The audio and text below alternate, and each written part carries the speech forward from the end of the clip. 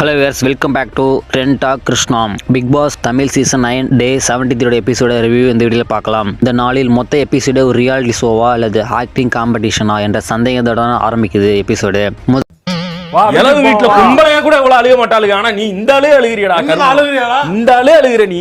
Sandra Amit சார்ட்ட explain பண்றாரு. நடிப்பர் Sandra Amit explain பண்றாரு. கணித சம்பவத்தை முதலில் அமித்துக்கு விளக்க வந்தவர் நம்ம நடிப்பர் சாண்ட்ரா. பிக்சரில் நடந்த உண்மையானே தெரியல, ஆனா அதை எக்ஸ்பிளைன் பண்ணும் ஸ்டைல் மட்டும் நிச்சயமா டிராமா ஸ்கூல்ல சிலபஸ்ல எழுதலாம் மாட்டுக்கு அந்த அளவு இருக்குது. Dialogue delivery, expression change, voice models எல்லாமே பர்ஃபெக்ட் ஆக்டிங் பேக்கேஜ் சொல்லலாம். அது மாதிரி அவங்க இந்த இஷ்யூவை கிளாரிட்டி கொடுக்க வந்த கானாவனத்து ஜட்ஜ் மூல என்ட்ரி கொடுத்தாருன்னு சொல்லலாம். ஆனா காமா கிளியரா ஸ்ட்ரைட்டா அனித்துரு கிச்சன் இஷ்யூ எக்ஸ்பிளைன் பண்ணாரு. ஆனா இதை அப்செட் பண்ண முடியாம சாண்ட்ரா பாத்தீங்கன்னா வினோத் மேலே கோவப்பட்டாங்க.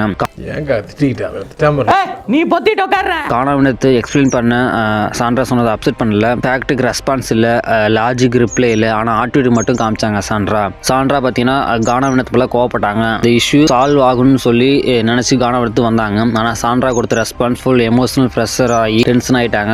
Anchor, face reaction, voice raise ஒரு ஃபுல் ஃபிளெஜ்டா கான்ஃபிளிக்ட் சீன் ஆச்சு. ஸோ அடுத்ததுக்கு அப்புறம் ஸ்டார்ட் ஆனிச்சு. இதுக்கப்புறம் தான் 73 டேயோட ஹைலைட்டே ஸ்டார்ட் ஆனிச்சு. நடிப்பர் சாண்ட்ரா ஆஸ்கர் லெவல் கிரைங் சீனை ஸ்டார்ட் பண்ணாங்க.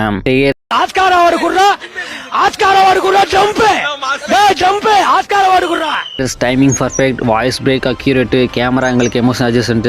இது கிரைங் இல்ல, இது ஒரு ஆஸ்கார் பர்ஃபார்மன்ஸ் மாதிரி ஃபீல் ஆனிச்சு எல்லாத்துக்கும். இது கிரைங் சிம்பதி கலெக்ட் பண்ண ஒரு கிரைங் வெப்பனை யூஸ் ஆகுதோ என்ற கேள்வி தான் நமக்கு நிற்குது. Dance marathon 2.1 start. Dance marathon 2 task. Game rule 5 song play பண்ணுவாங்க. அதில் 2 கண்டஸ்டன்ட் பார்த்தீங்கன்னா அந்த சாங்க்கு டான்ஸ் ஆடுவாங்க.